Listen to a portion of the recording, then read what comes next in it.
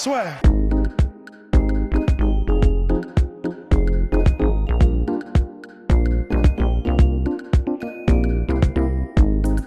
Ils sont de qualité. Mais c'est pour ça, je voulais en prendre d'autres, mais tu sais, je me disais changer un petit peu de modèle. Mais... Ouais, ouais. Mais parce que dans le sens où sinon t'aurais pris des couleurs différentes. Oui, c'est ça, Ah je bah, faisais grave, des hein. couleurs. Parce que mec, Comme les... celui-là en 4 couleurs, ça va très bien. Comme les suites gris. Comme les stylos. 4 couleurs. Oui. Bien. Nous sommes partis. Bonjour à toutes et à tous. Bienvenue. Welcome to the podcast. Le podcast La Sueur. Avant de commencer la préview sur Magor, soirée La Sueur numéro 2. C'est officiel. Le poster s'affiche quelque part. C'est le 22 février. Wilder Fury number 2. Felder Hooker pour les fans du FC. On prépare des petites activations sympas. Activation. C'est vraiment ce que tu voulais dire? Ouais, oui, des petites activités dans le sens de... Ah, animation, tu veux dire? Bah ouais, parce Oui. que pour moi ça veut rien dire préparer les activations. Après, c'était... Ah, mais c'est dans le sens... Activation, mais... Si, ça se dit... Après, c'est Activité. plus le langage... Non, dans le sens on va faire... Non mais activation, c'est genre t'es dans RPG, t'actives un levier pour la porte s'ouvre. Mais non, dans le sens, par exemple, c'est... Par exemple, quand tu fais du marketing ou de la com ou des trucs ouais comme ça, tu dis on va faire une activation. Ah mec, je connaissais même pas ce terme. Bref. Oh là là, Mais on en c'est- apprend tous les jours. Mais c'est- Putain, tu me fais- non mais vraiment, je savais pas. Donc ouais, on prépare quelques animations. On prépare Oh c'est laborieux. Ouh là là. quelques animations sympas. C'est toujours 40 €. Lien en bio quand il n'y a plus de place. Il n'y a plus de place. Ça va être la folie. Et en plus, Polydomso sera là. Bien. Ah ouais. Conor McGregor contre Cowboy Cerrone. Cette fois-ci, côté Conor McGregor, mon cher Rust. Parce que notre cher Conor McGregor, qui revient après 1 an et demi d'absence et sa défaite contre Khabib Nurmagomedov, et c'est là que c'est un petit peu compliqué, et quasiment la première fois, non, pas quasiment, c'est la deuxième fois de sa carrière que McGregor est dans cette situation-là, il est obligé de gagner, donc comme lors de la revanche contre Nate Diaz. Ouais. Il est obligé de gagner parce que bah là, il est donc il a perdu contre Khabib la dernière fois, mais c'est surtout que là, s'il repère maintenant Face à Cerrone. face à Cerrone, qui est très bon certes, mais si tu perds contre Cerrone, ça veut dire que t'es pas du tout éligible pour le titre. Et pour quelques gros combats que ce soit en fait.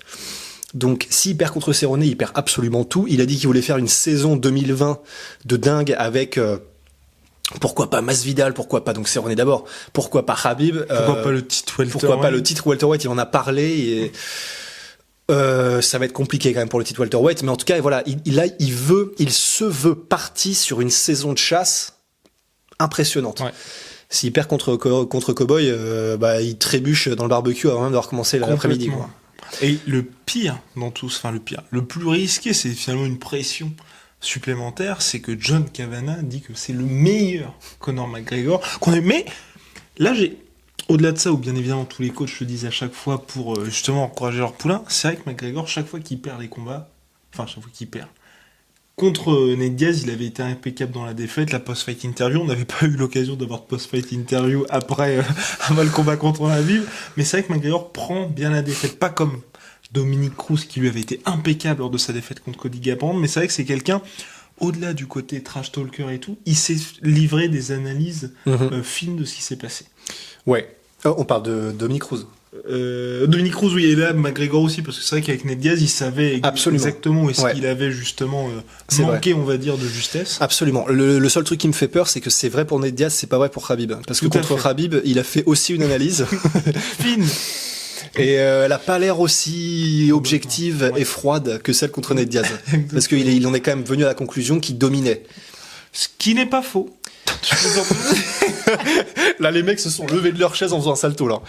Mais donc voilà, bon, il y a aussi le côté, bien sûr, c'est du business. Conor sait que pour vendre un nouveau combat contre Khabib, il faut faire comme si t'avais des trucs qui avaient manqué, t'as pas eu le bon camp d'entraînement, tu dominais, c'est juste que t'as eu un coup de malchance ou que t'as trébuché, machin. Bon, il est obligé de le vendre comme ça, j'imagine, c'est son angle d'attaque en tant que marketeur, j'imagine. Maintenant, bon, on parlera d'un Conor Khabib beaucoup plus tard si jamais ça se fait, mais toujours est-il que là, je propose qu'on commence, du coup, direct sur l'analyse. Direct.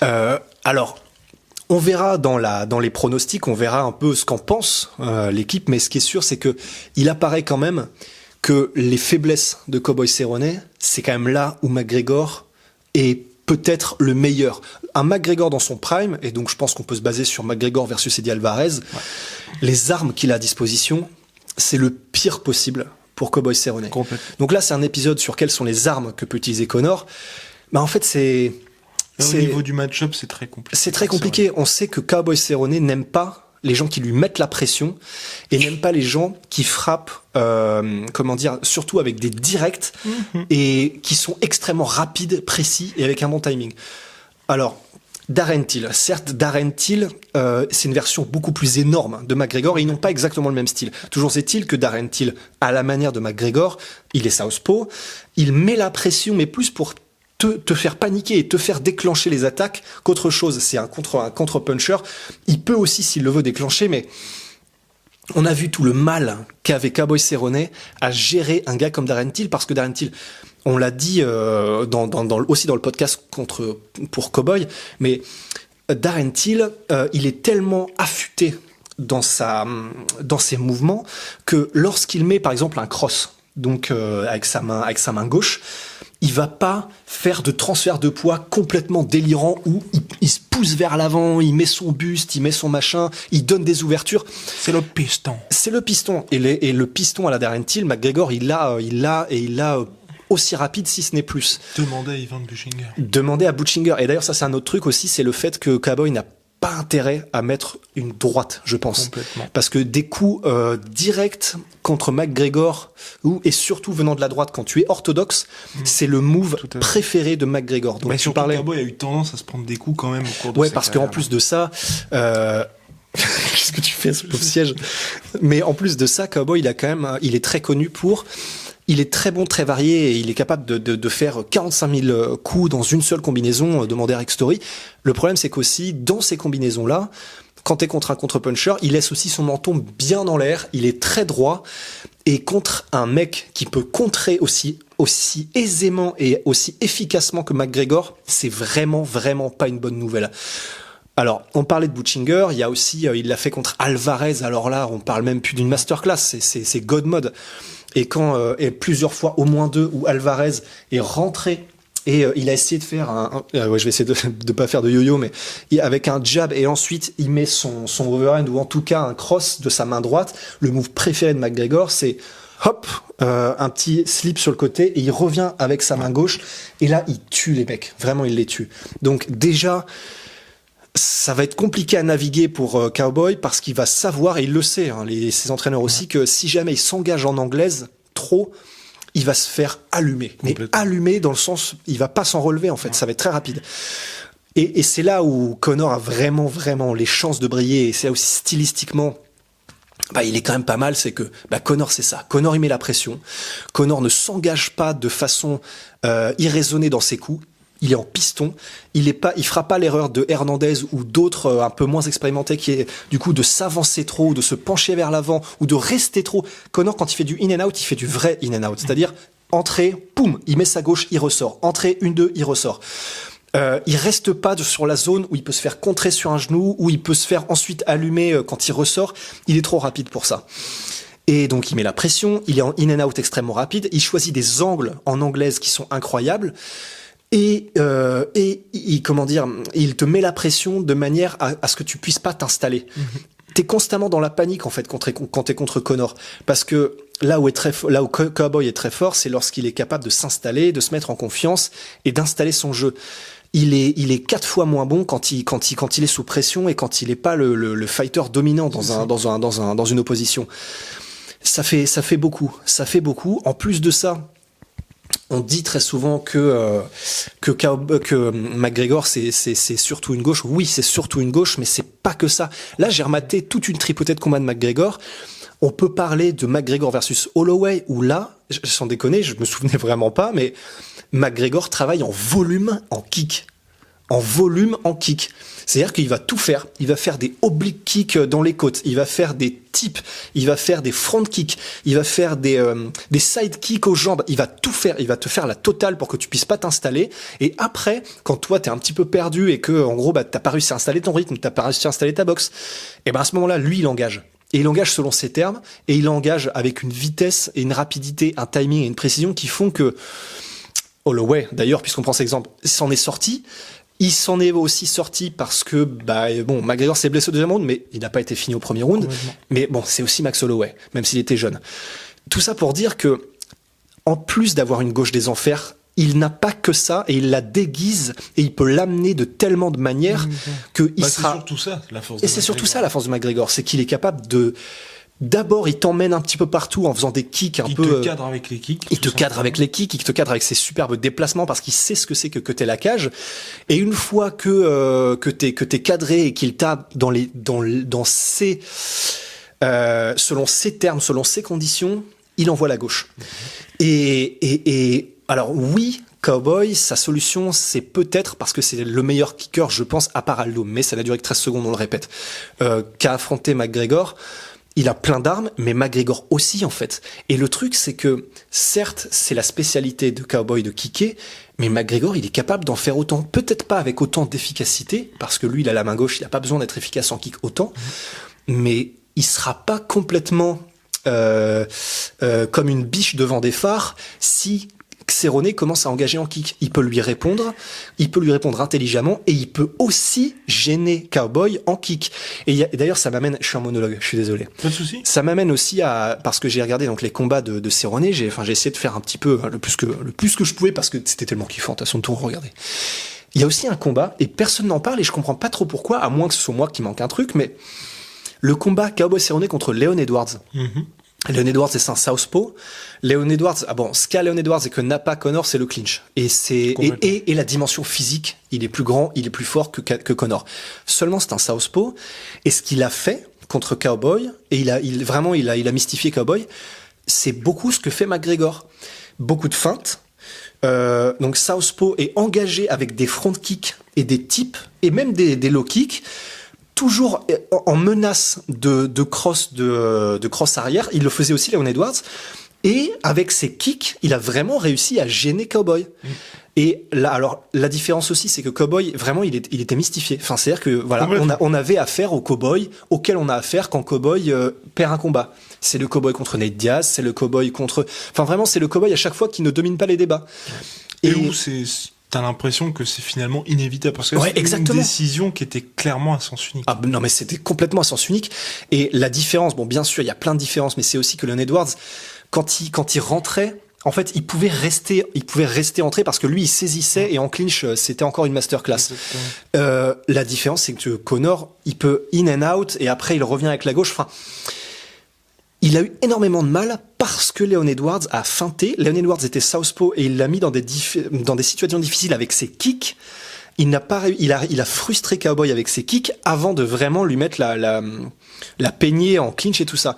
Je sais que je commence à radoter. Tout ça, là où je veux en venir, c'est que oui, c'est le game de Cerrone, de kicker, mais c'est pas pour autant que Cowboy ne va pas l'utiliser de façon efficace. Et c'est là où c'est compliqué pour Cerrone, c'est que non seulement il a gauche, mais en réalité, si Connor joue bien, il peut vraiment menacer avec beaucoup plus que ça, en fait. Et c'est là que c'est d'autant plus compliqué, je trouve, pour Cowboy, c'est que il aura sûrement pas besoin de tout ça, en plus. Ah ouais. Parce qu'il y a eu ce combat contre Justin Gaethje, qui pour moi, là, est terrible pour Cowboy Cerrone, parce que le combat contre Justin Gaethje, donc c'est Justin Gaethje, on en parle à chaque fois pour dire qu'effectivement, le mec a su se réinventer après ses 2 défaites consécutives contre Eddie Alvarez, puis contre Dustin Poirier. Aujourd'hui, il a su devenir finalement un nouveau Justin Gaethje. Et lors du combat contre Cerrone, il a là encore surpris, parce qu'il a fait une McGregor finalement. Et en s'imposant de la sorte, c'est pas une solution clé en main pour McGregor pour te dire, bah vas-y maintenant, tu sais ce que tu dois faire. Bien sûr. Mais là, on va dire pour Cerrone, c'est très compliqué parce que il s'est incliné par TKO au premier round. TKO, enfin, il était plus là du tout. Il était toujours conscient, mais il était plus là du tout. Contre quelqu'un qui a appliqué ce que McGregor peut appliquer. Et alors là, en plus, il a ouvert une nouvelle porte parce que effectivement, Justin Gaethje, je crois que il y a eu 2 knockdowns. Non. Ou non, il y a un knockdown, mais il est toujours à peu près là, et ensuite il lui met encore des coups, et c'est par-dessus son overhand. Et c'est là, moi, que ça me fait peur, parce que McGregor sait très bien le faire. Bah oui. Et en fait, on a presque l'impression que ça peut être tout simplement un espèce de preview flash, forward back, je sais pas comment on dit, de ce qui va arriver en fait. Parce que voilà, le fait de réussir à slipper un cross ou un overhand et de revenir direct avec un contre, bah non seulement Conor le fait, mais Conor le fait encore mieux et encore plus rapidement. Ouais. Donc c'est vraiment pas de bon augure en fait. Et ça confirme un petit peu ce qu'on disait, parce que pareil, Justin, c'est ça, il met la pression, il est constamment sur toi et il est sauvage, oui, mais il fait pas non plus n'importe quoi. Et voilà, il a gêné d'abord. Surtout dans le Justin de jour. Et c'est pour ça, moi, je trouve ça hyper dur pour Cerrone que le combat se passe maintenant. On l'avait dit avant, il pouvait avoir lieu en 2018. Ouais. Là, on va pas dire que c'est bis repetita, mais vous avez vu un Justin Gaethje qui est beaucoup plus discipliné qu'avant, qui aujourd'hui met la pression comme il sait le faire, mais sans tout le déchet qu'il y avait. Enfin, tout le côté foufou un peu, et donc côté un peu McGregor qui lui va parfaitement vous cadrer pour attendre que vous décrochiez. Voilà. McGregor, il va être mesuré, calculé, exactement, mais pas moins létal en fait. C'est ça. C'est ça le truc. Et c'est là que c'est très très compliqué. Bah c'est là où c'est compliqué. Et en plus de ça, si on doit aller un petit peu aussi vers tout ce qui est les autres aspects du MMA. En réalité, alors, on a dit dans la vidéo pour Cowboy qu'il avait ses chances en timant bien les takedowns et au sol. C'est vrai, mais on a dit aussi qu'il n'est jamais aussi bon que quand il est en confiance. Et le truc, c'est que j'ai du mal à le voir réussir à créer lui-même une inertie. Et s'il n'arrive pas à créer d'inertie et que les takedowns sont selon les termes de McGregor, on l'a vu avec Eddie Alvarez, qui est pourtant un très très très bon lutteur.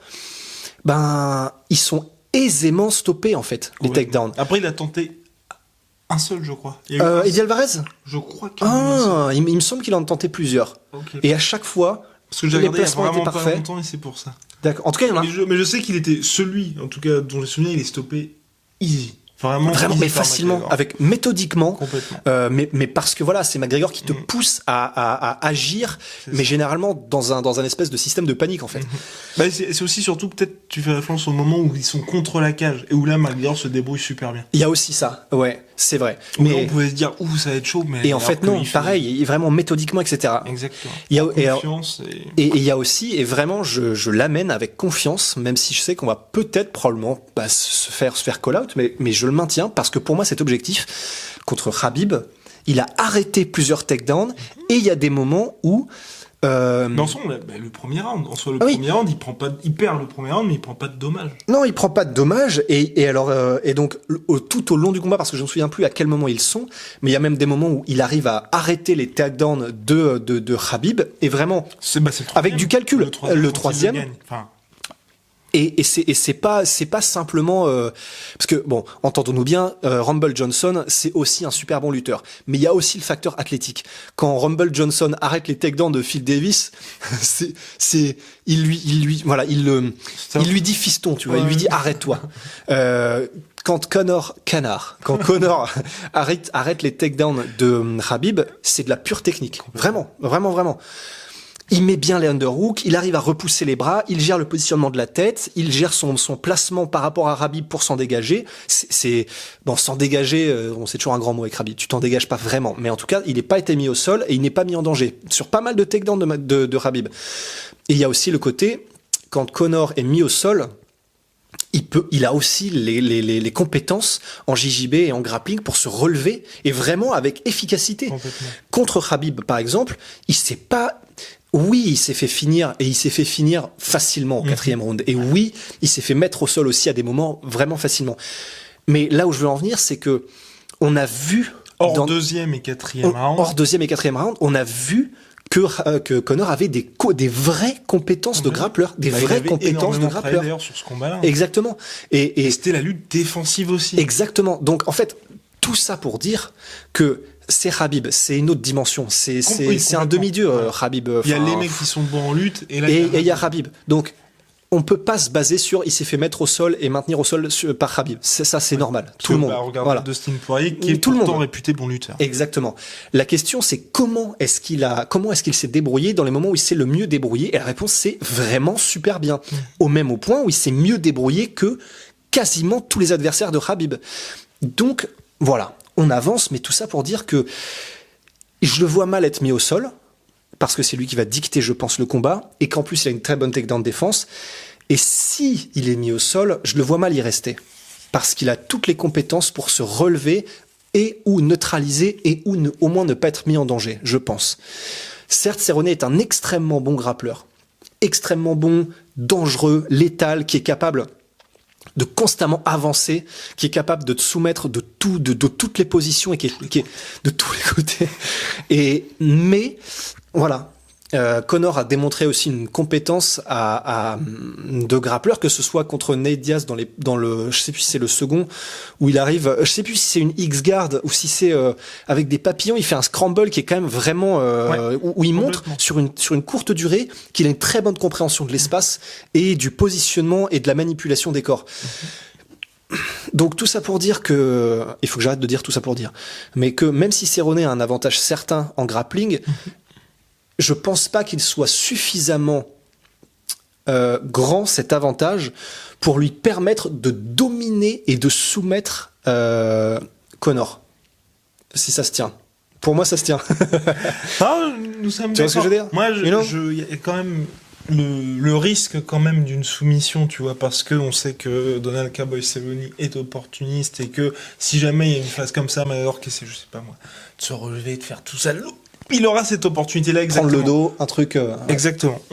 Il y a toujours ça Bien qui sûr. peut être possible. Et puis surtout en fonction du déroulé du combat, parce que contre Khabib comme contre Nate Diaz, c'est McGregor, c'est dur à dire, qui cherchait aussi une porte de sortie. Ah bah absolument. Donc il peut y avoir ça. Enfin, ce que je veux dire, c'est quand on fait cette prévue là avec Russ, c'est qu'on dit que s'il y a des phases au sol et que McGregor est en mode contre Chad Mendes quand il est au top de ses capacités et qu'il est pas en mode là je sens que le combat va se terminer, faut pas que je me fasse mettre KO, donc souvenez-vous, contre Nate Diaz, il lance quand même un takedown. Oui, non, c'est ça. Non, mais contre Nate Diaz, c'est clairement le premier en tout. Oui, bah, de toute façon, il s'est fait soumettre au premier combat, mais c'est clairement un panique takedown. Ouais. Il est en panique totale. Il est en train de se faire doser debout et il se dit merde, qu'est-ce qui se passe? Bon, je tente un takedown parce que là, j'en ai marre de me faire allumer. Mais c'est un takedown selon les conditions de Nate Diaz. Nate Diaz le stuff. Nate Diaz passe dans son dos. D'abord en montée, ensuite dans son dos parce que Conor donne son dos. Exactement. Et après soumission, voilà, c'est le paquet cadeau. Contre Khabib, au 4e round, c'est aussi, il en peut plus en fait. Enfin, c'est parce que Khabib aussi sert comme un ours et qu'il allait lui briser la mâchoire probablement. Mais voilà. Là, oui, t'as raison de spécifier parce que je ne pense pas qu'on sera à un moment donné dans le combat dans une situation où Cerrone domine tellement que Conor est en panique et n'arrive plus à réfléchir et donc fait la spéciale contre Nate Diaz et contre Khabib. Je vois très très mal ça venir parce que je pense pas que Cerrone est suffisamment bon dans les domaines dans lesquels Khabib et Nate Diaz étaient bons pour mettre en danger Conor. Et à partir de là, c'est pour ça qu'on est... Bon, on va pas se le cacher, probablement que dans la preview, on va donner Conor. Peut-être. Restez, stay tuned, hein, restez connectés pour voir si on le fait, mais enfin tout ça, oui. Non, pour être honnête, moi je pense que McGregor va s'imposer. Bien sûr, moi aussi. Plus d'heures. Bah moi non plus. Voilà. Moi non plus. Et on parlait tout à l'heure des kicks, parce que vraiment, je pense que... McGregor peut vraiment faire mal aussi à Cerrone et je pense qu'il peut nous surprendre là-dessus. Honnêtement, il a un kick que je surkiffe, McGregor. Et là, en regardant ses combats, je me suis rendu compte qu'il les faisait vraiment quasiment à chaque fois. C'est un kick pour creuser le bide de l'adversaire, pour, encore une fois, aussi travailler le cardio de l'adversaire, autant parce qu'il sait que lui, il est tellement explosif qu'il va le perdre. Exactement. Voilà, au moins c'est égal. Pas contre Eddie Alvarez, par exemple. Exactement. Et ce kick-là, alors... Oui, je crois qu'il le fait jambe arrière. Je crois pas qu'il le fasse jambe avant. Enfin, peut-être qu'il le fait des deux, en tout cas. C'est c'est entre le front kick. Donc, on rappelle, la différence entre le tip et le front kick, c'est le tip, ça vient droit. C'est-à-dire que c'est comme un espèce de jab. C'est comme un direct. Le front kick, ça vient comme un uppercut. Ça vient, boum, du bas et ça vient creuser. Il fait un espèce de truc entre le front kick, le tip, l'espèce de crescent kick où tu vas chercher en gros une partie du corps avec là cette partie-là qui rentre bien là. Et il fait tellement mal avec ces trucs-là. Il vient pas dans un angle super bizarre. Même les bons lutteurs n'arrivent pas à le choper, ce coup-là. Chad Mendes n'est pas arrivé à le choper. Eddie Alvarez n'est pas arrivé à le choper. Et je pense que Max Holloway non plus. On l'a plus contre Khabib par contre celui-là. Bon ouais. Mais voilà, Khabib, encore une fois, c'est Khabib. Ouais. Donc je pense qu'il peut vraiment... nous surprendre et pourquoi pas vraiment même dominer en kickboxing dans la totalité du truc. Je dis pas que c'est ce qu'il va faire. Je dis juste c'est possible et il peut nous surprendre parce qu'il a les compétences et on l'oublie. Surprendre tout le monde et dominer dans un match de kickboxing Cowboy Cerrone avant de l'aligner. Je pense que c'est imaginable. Moi, j'aimerais bien voir ça. Mais je pense que... En fait, j'ai envie de voir McGregor, c'est sur la durée. Tu vois, quitte à ce que on en avait déjà parlé avant le podcast, mais il faut que McGregor s'impose de manière éclatante contre Cowboy Cerrone. Mais j'ai aussi envie qu'il montre qu'il peut tenir la distance, tu vois, et qu'il peut dicter un combat en ces termes sur 5 rounds. Comme ça, là, les gens ils se diraient, bah, de toute façon, si vous dictez le combat sur 5 rounds et que c'est vous qui dominez et que vous justement combattez dans votre zone de confort, c'est pas pareil que quand vous êtes en mode un peu cardio et que là vous êtes à chaque fois en mode survie. Mais ça permettrait. Ça permettrait niveau communication à, on va dire, que les gens se disent ah bah ok finalement il a du cardio. Il a progressé. Ouais. Bah ouais, c'est ce qu'il faudrait. Mais dans tous les cas, mais par contre niveau com, il faut qu'il est dans l'obligation de s'imposer hyper rapidement parce que le combat contre Cerrone, il ne peut pas se permettre un autre résultat que ça. Ouais, exactement. Parce que c'est triste à dire, mais ce n'est que Cerrone, au regard des ambitions de Conor McGregor, c'est le titre, c'est le titre ou rien. Donc et même pour vous dire, même si McGregor affronte Gaethje, il est obligé aussi il est obligé de performer au meilleur, tout simplement. Donc c'est aussi pour dire, mine de rien, il faut une performance éclatante de Conor McGregor. Ouais, absolument. Il le sait, on le sait, tout le monde le sait. Tout le monde le sait. Et là, pour moi, c'est pas non plus un problème parce que c'est vrai qu'il y a certains qui parlent justement de l'aspect psychologique, notamment dans les commentaires, enfin ou dans les messages directs qu'on peut recevoir. Mais quand on regarde depuis le début, c'est ça. Tous ces combats, il les remporte de manière éclatante et c'est comme ça aussi. C'est une partie c'est un des points qui fait que les fans sont autant fans de McGregor. Il bat José Aldo en 13 secondes. Chad Mendes, il traverse l'enfer avant de le mettre KO. Enfin, ça, c'est la marque Conor McGregor aussi. Donc, il peut pas avoir de surplus, on va dire, de pression. Ouais. Non, c'est impossible. Tu peux pas. Il a tout fait déjà. Ouais. Non mais vraiment, il a été combattre Mayweather en boxe anglaise. Ouais. Bah, tu peux pas. Après, faire plus. c'est peut-être cette et oui. Et là aussi, ce côté pression de perdre, il l'a déjà eu face à Ned Diaz et il s'était imposé. Absolument. Et en plus, après une guerre de 5 rounds. Ouais, voilà. Donc c'est là aussi, il y a pas de et il jouait pour le coup sa carrière aussi parce qu'en 2016 2 défaites, c'était terminé pour lui. Enfin terminé. On va dire il serait rentré dans le rang tout simplement. Ouais. Donc c'est pas un déterminant non plus en plus à ce niveau-là. Non. Je pense qu'on a fait le tour, mon cher Rust. Ouais, parce que j'allais dire, est-ce que on va du côté des entraîneurs, des trucs comme ça, mais après c'est vrai que du côté des entraîneurs, on peut dire aujourd'hui, ça peut être un bon point, mais là j'ai pas envie de dire match nul, dans le sens où aujourd'hui Cowboy Cerrone, c'est un vieux briscard, je crois que c'est le 4e combattant UFC à avoir le plus de combats derrière Oleinik, Overeem. Oleinik ? Ouais, Oleinik. Pas UFC, dans leur carrière, et actif. Donc Oleinik, Overeem. Il y a peut-être Masvidal. Et juste derrière Cerrone. Ou c'est peut-être Cerrone devant Masvidal, mais les deux ils sont à plus de 50 combats. Ouais. Je crois que c'est ça.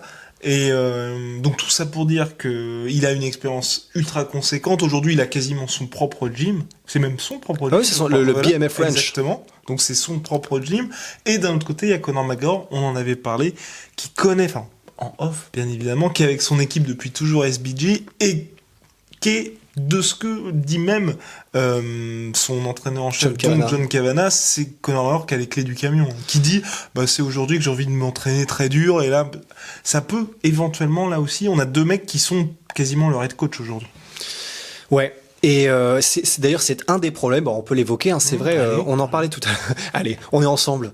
On l'évoquait là, il y a avant le podcast, mais c'est un truc qui limite peut-être moi me fait un peu peur justement. C'est le fait que c'est mortel et on demande de la loyauté, ça fait du bien de la loyauté. Mais le seul truc qui me fait peur, c'est quand John Kavanagh dit en interview, il a plus de connaissances que nous tous réunis. Et nous tous, c'est tout le coaching staff. Tout le staff. Ça, j'aime pas tellement entendre ça. J'aime pas entendre ça parce que soit ça veut dire que John Kavanagh, du coup, se considère un peu un yes man de Conor McGregor, c'est un mec qui dit un peu oui à tout et qui applique ce que lui dirait Conor. Ce serait pas bon, c'est pas possible, parce que Kavanagh a forcément des connaissances qu'il doit et qu'il doit partager avec Conor. C'est vrai aussi qu'à un certain moment, quand le combattant est tellement expérimenté, c'est ce que disait Firas d'ailleurs à propos de Georges Saint-Pierre et d'autres combattants de son gym. Firas disait, en fait, à un moment donné, tes combattants sont tellement expérimentés qu'ils tracent leur propre voie et ils viennent te voir pour des conseils. Ouais. Tu leur donnes des conseils. Mais ils viennent quand même te voir et ils se considèrent pas au-dessus, c'est simplement, voilà, ils ont pris leur propre route, ils savent ce qu'ils doivent faire pour progresser, pour machin, mais ils ont quand même besoin d'un esprit clair, d'un esprit qui a une vision du combat, du fight game et tout ça. D'un game plan. Et qui a du recul aussi. Exactement, et c'est là où, Kavanagh a sûrement des compétences et même, Owen Roddy, enfin, tout son staff ont des compétences qu'il n'a pas. Et c'est le seul truc qui me dérange un peu, c'est pas forcément le problème qu'il y ait un camp qui soit autour de lui. Ça, les boxeurs anglais le font, Tony Ferguson le fait, Cowboy le fait. C'est cette espèce de déférence qu'ont l'air de lui devoir les autres coachs. Et ça, je sais pas sur le long terme. Voilà. Ouais, voilà, c'est lui qui dirige, quoi. Et je sais pas si c'est très bon. Je sais pas. Là, on verra de toute façon avec la performance de Conor McGregor lors de l'UFC. On va dire c'est ça. C'est toujours, et c'est là le problème aussi. Avec ce combat-là, enfin, le problème oui et non, c'est que Conor McGregor doit s'imposer, et s'il s'impose rapidement, on n'aura rien appris. Parce que s'il s'impose, il s'imposera à la manière de McGregor face à un adversaire dont le style lui était favorable. Exactement. Donc à part dire, ok, ce qui est rassurant, c'est de se dire que McGregor est là, il a fait ce qu'il savait faire avant, mais on n'aura pas d'éléments qui nous prouvent qu'il a progressé. Par contre, et c'est là que ça devient assez intéressant, le prochain combat, que ce soit contre Masvidal, contre Nate Diaz éventuellement, ou Justin Gaethje, en fonction de la manière dont se déroule le combat, on aura des réponses sur les avancements de Conor McGregor. Obligé. Voilà. Bon, là c'est bon, on a quadrillé. Oui, good. La zone est quadrillée. Eh bien, nous terminons. Réclame. C'est l'heure de la réclame, mon cher Rust. On va commencer par Jetronomy, notre partenaire historique. Soins et savons made in France, bio. Made in Marseille, pardon. Bio, produit 100% naturel. Et la promo du moment, c'est quoi? C'est un savon offert dès 45 € d'achat, mon cher Rust, et moins 20 € sur les soins. Donc soins, visage et tout, pour éviter d'avoir des cernes et ou des sales gueules. Et enfin, nous terminons avec My Protein. Toujours là, toujours vivant, toujours debout. Ouais. Rassurez-vous. Toujours. Exactement. Ouais. Ross est fan de ces. Mais oui, en fait, j'ose pas. Le problème, c'est que j'ose plus le dire maintenant parce que je me suis dit, si je commence à faire de la pub et tout ça, ils vont dire, il est sponsorisé, il le fait, c'est normal. Donc j'ose plus rien dire. Ouais. Parce que le problème là, c'est que si vous étiez là, vous le verriez que ce t-shirt, je suis comme dans un nuage. Exactement. Non mais en vrai, il est ouf en fait. Non, il est très. Donc, que ce soit pour faire du sport, enfin, que ce soit du fightwear, que ce soit pour la ville. Exactement. Non mais voilà, j'en fais trop, mais le problème c'est que j'en fais pas trop, c'est juste qu'il est stylé, donc il est stylé. Ross valide et il y a moins 38% minimum de réduction sur tout le site avec le code la sueur. Comme c'est les soldes, là c'est même un petit peu plus et c'est supplémentaire par rapport aux offres. Donc bref, nous vous régalons avec mes protéines. Ouais, Non, parce que j'allais faire une vanne qui est vraiment pas marrante. À la limite, je la ferai à toute fin, comme ça. Bien. Et nous avons donc terminé, donc mon cher Ross, c'est le moment. En fait, mais en plus, ça ne marche plus. Là, je suis désolé. Je suis obligé d'y passer parce que du coup, on est obligé de la dire maintenant. Mais non, mais c'est juste qu'à un moment donné, t'as dit tout le site. Et moi, j'ai pensé à Patrick tout le site. Voilà. Ah putain, non mais oui, oh la vache. Soit.